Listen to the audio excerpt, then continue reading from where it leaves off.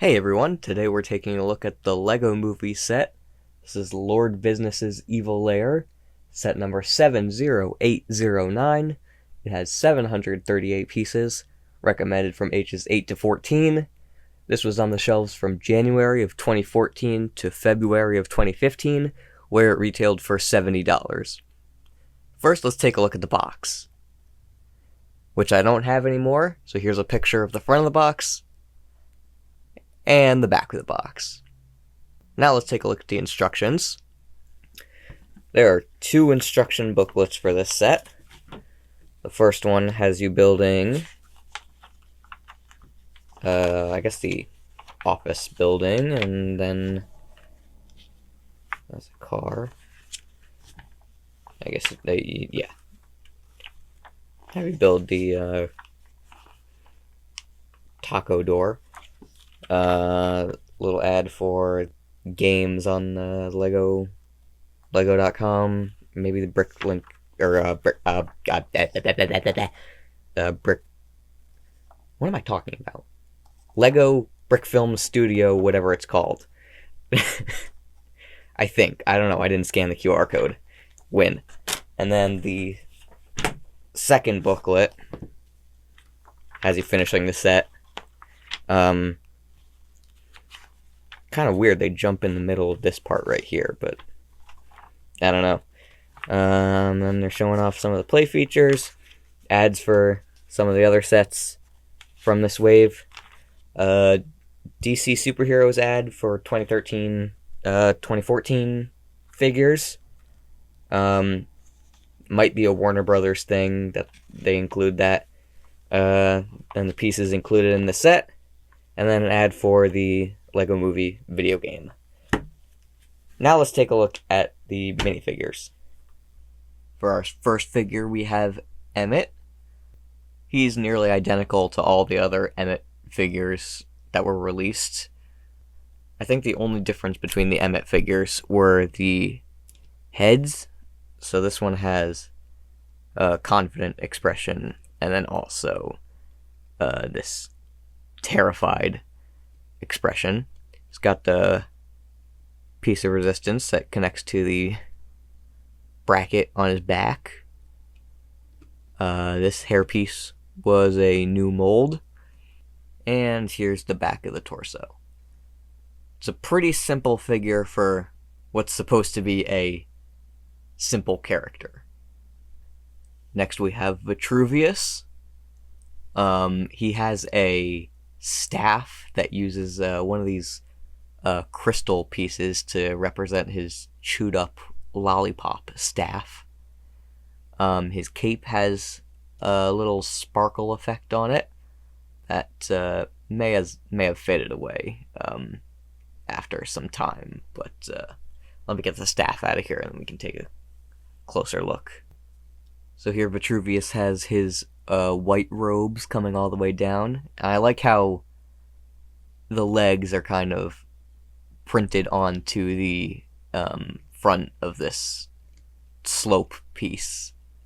And that continues the torso, which we'll take a look at in a minute. As usual with characters that have big beards, it's kind of you kind of have to really differentiate with the facial expressions because the eyes are the only thing that you can see. And this one has a sad facial expression, I think. Hold on. Here's his normal facial expression. And here's his alternate facial expression. You can tell that the eyes are a lot sadder. And we'll take a look at the printing underneath that in a second. But I think this one does a pretty good job of making them seem like they're clearly different faces. Let me take off all of his accessories and we'll take a better look at his torso. So now with all of his hair and his cape off, we can see the tie-dye shirt that's on his torso. He doesn't have any back printing. Here you can see the sad face and his, I don't even know what you would call this facial expression. Neutral? Yeah, I guess. But yeah, there's Vitruvius. Here we have El Macho Wrestler. You can see he has his luchador mask printed onto a red head. He's got a white cape that's been a little dirtied over time. Got his championship belt printed on the torso. I think there's been a few wrestlers, or luchador wrestlers in Lego before, and I think this is a good addition to that group of them. He also has a back print. And here we have Business Kitty. Unikitty in her business disguise. So she's got a tie on the front and glasses on the face. A couple symbols all over her body to show that she's super into business. The tail is a new piece for this. And the stud with the hole was introduced for Unikitty. Same Unikitty problem exists across all of these first Lego movie sets, is that Unikitty's head is only connected by this one stud and the bottom of this plate, so it's a little loose if you... God, it never does that. Yeah, this one's a little tighter than my regular Unikitty, but yeah, it's a great Unikitty, and all the line work looks perfectly Sharpie-esque. And here we have Pa Cop and Ma Cop. I'm doing them as a pair because both of their prints are very simple. No printing on the back. Both of them just have black legs. Pa Cop has a megaphone piece, while Ma Cop has handcuffs. And I gotta point out the great part usage of these clear Army Man stands from the Toy Story sets as the puddle of glue on the ground, because that's genius. Both of them also come with alternate facial expressions to show their shock at getting craggled. Here we have President Business, a simple figure now, not even any back printing, but his transformation is one of my favorite Lego figures of all time. He's got his angry expression right here, just plain gray legs. However, if we take off his legs, this set comes with another pair of legs that you can attach to a separate part of the build. These legs come dual molded with these extension parts. You can kind of see how it slots in there, and there's anti-studs on the back of here. You can put President Business on these legs, and you attach these legs to the brick-built legs that come with the set. So once you have the head off, then you can take this massive tie cape, just hang it on the neck like that. Not like this. It's hard to do with one hand. Okay, there we go. You put this armor piece right on the top of here, followed by the head, and we'll use his alternate expression that is based on the 1 second appearance it makes at the very beginning of the movie. I do prefer the other head, though, because that's just how he is for most of it. And then, of course, top him off with his huge helmet that has 2 coffee mugs on the top and a trans yellow piece. And this figure is just incredible. You can see the back is, if you cover up it's a tie. It's what it is. He's huge. Here, I'll put Emmett for scale. Super tall. Not as unstable as you'd think it'd be, considering the way the legs are built, and they're just kind of holding on by these 1x2 plates. You can easily bend the legs as you normally would. Yeah, Lord Business. A great figure, and I think this is the only set that he appears in. I do want to ask a question to people who might remember, though. I remember that when the images were first coming out, or at least being leaked for the Constructomech, I saw one of the images had Lord Business with it. But then the set released, and he wasn't in the set. And going back, I can't find those pictures. So I don't know if I'm mistaken or what, but if anybody else remembers that, I'd love for you to let me know that I'm not crazy. So the set is divided into a couple sections of Lord Business's office building. From left to right, we have the studio from Where Is My Pants? We have the meeting room. Up above it, we have the chambers in the think tank. Next to that, we have the window that Emmett jumps out of, with the Craggle sitting right on top of it. And underneath, we have a door with a fun play feature that we'll get to in a minute. And these columns, which I'm not sure what they're specifically for. If they're supposed to be like the pillars in the relic room, I'll have to go back and look at the movie again.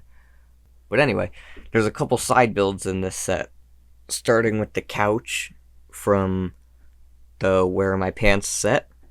It's a pretty simple red couch. I'm not crazy about these studs being on the back here, but I like the back of these 2x2 round disc pieces to represent the cushions. And that's kind of just like a simple snot build on the back. Then we have the camera for the Where Is My Pants set. Uses the, I guess, was this a camera piece? I can't remember. It might have been for like a rocket or something. But yeah, I like the stand build, the tripod. And then these antennas for the handles are really great. And then in the office meeting building, there's a table with 4 swiveling chairs attached to it. Those are all connected by some Technic beams underneath. And there's some trans-red grill on the table. Yeah, I really like this table. The swiveling chairs are a lot of fun to play around with.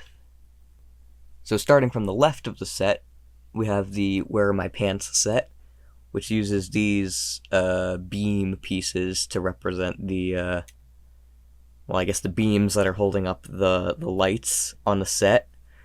Don't know how well you can see it on camera, but there's a trans yellow 1x1 plate on the back of there that's kind of making it look like it's lighting up. And then there's the Where Are My Pants sign that just connects to that. So, there's not a whole lot going on, but I like that it's included.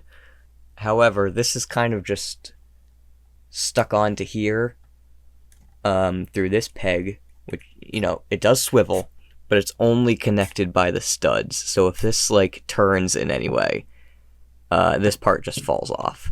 And it's easy to connect on. There's no okay. there aren't a lot of huge problems with that, but this part having to be flat on the surface makes it a little tougher to connect it. So it's a bit of just an annoyance a little bit, but I do like that it's included. Next we move into the office building, or the meeting room, and there's a little sign in here. I don't think I can get that out, for the sails going through the roof. And the desk is made to just sit right up against here. Yeah, so this is a 4 stud wide section. So there's the 1, 2, 3, and then these are both half, which makes that 4. And that fits in real nicely over there. And then there's a couple windows. You can kind of see how it, how the whole thing is held together through the Technic beam in the back.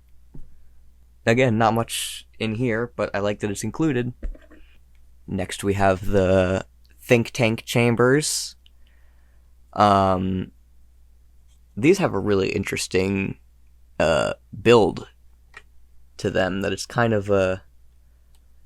I'm going to see if I can take it apart a little bit just to show how it is, but